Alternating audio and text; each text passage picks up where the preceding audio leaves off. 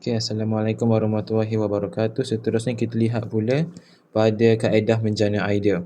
Okey, kalau untuk kaedah menjana idea, saya menggunakan akronim PKS, pemerhatian, kumpulan fokus, pemasaran dan juga soal selidik.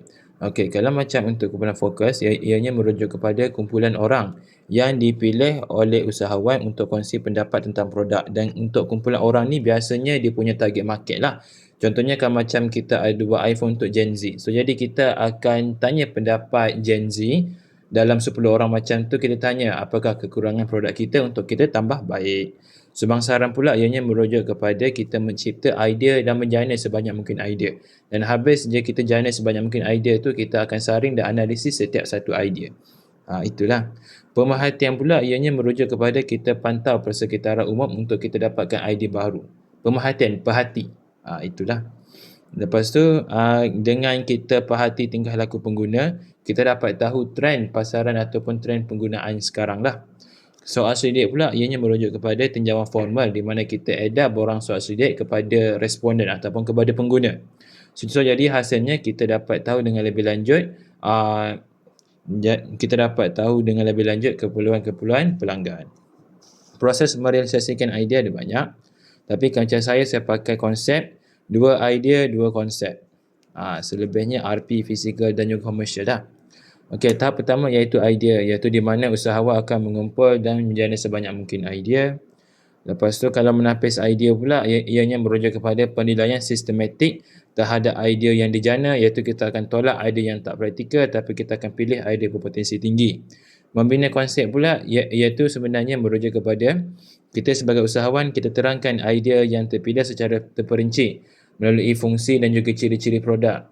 Senang cerita, macam kita dah ada konsep. Contohnya kita nak keluarkan iPhone Gen Z contohnya kan. So, jadi kita cakap konsep dia untuk iPhone Gen Z ni tak ada apps Facebook, cuma ada apps Instagram dan juga apps-apps yang terkini. Untuk kita tarik minat dan juga untuk kita bagi tahu kepada bakal pelanggan apakah ciri-ciri produk yang kita nak keluarkan. Menguji konsep pula, kita iaitu merujuk kepada usahawan menilai reaksi pasaran terhadap konsep produk lah. Lepas tu pula membuat rancangan perniagaan. Apabila kita lihat reaksi pengguna terhadap produk baik, so jadi kita pun buat RP untuk kita gunakan RP tu untuk dapat biaya lah. Iaitu merujuk kepada sediakan pelan bertulis yang memperincikan strategi pemasaran. Dan juga sebagai panduan pelaksanaan projek dan juga alat menarik pelabur lah. Membina fizikal pula iaitu senang cerita kita pergi membina prototype, dan pada tahap ini juga kita akan uji fungsi dan juga mengesan kelemahan sebelum kita jual. Mengkomersialkan pula, kita akan luncurkan produk, kita akan jual produk ke pasaran sebenar. Okey, kaedah memula dan menjalankan perniagaan. Okey, kaedah memulakan perniagaan, dia sebenarnya kalau lakukan ada 4. Memulakan sendiri, ambil alih perniagaan sedia, franchise dan juga pakatan strategik. Okey, kalau untuk franchise ni, dia punya huraian lebih kurang sama macam pelesenan. Kalau untuk franchise, pemberian kebenaran hak daripada franchisor kepada franchisee untuk menggunakan cap dagang, paten dan juga proses pengeluaran untuk mengeluarkan dan memasarkan produk franchise. Okay, so jadi franchisee dia kena bayar royalty kepada franchisor lah. Okay, lepas tu kita juga ada pakatan strategik iaitu merujuk kepada kerjasama 2 ataupun lebih syarikat perniagaan untuk mencapai objektif secara bersama melalui perkongsian kepakaran dan juga sumber. Okey, yang ni lah baru kita ada pelesenan, kontrak pengeluaran dan juga usaha sama, iaitu jenis-jenis pakatan strategik. Okey. Kalau untuk jenis pakatan strategik ni, kita ada 3, iaitu pelesenan. Okey, kalau huraian pelesenan ni lebih kurang sama dengan franchise. Bezanya kita tukar nama franchisor jadi licensor, franchisee jadi licensee. Contohnya, licensor beri kebenaran kepada licensee untuk menggunakan cap dagang, paten ataupun proses-proses pengeluaran produk untuk mengeluarkan dan memasarkan produk. Lepas tu sama juga licensee kena bayar royalty kepada licensor sebagai balasan. Okey. Dan kalau untuk pelesenan ni, dia senang cerita, contohnya macam kita buka syarikat jam ataupun contoh macam syarikat Ice Watch contohnya. Kan kita ada banyak corak, ada corak Mickey Mouse, ada corak Upin. Untuk dapatkan corak tu, Ice Watch dia kena bayar kepada syarikat animasi itulah. Itulah baru kita panggil sebagai pelesenan. Senang cerita kita pergi bayar kepada company tu untuk kita guna barang tu. Untuk kita guna gambar macam tu lah. Kontrak pengeluaran pula ianya merujuk kepada syarikat pengeluar.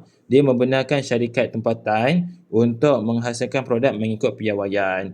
Senang cerita contohnya macam Nike.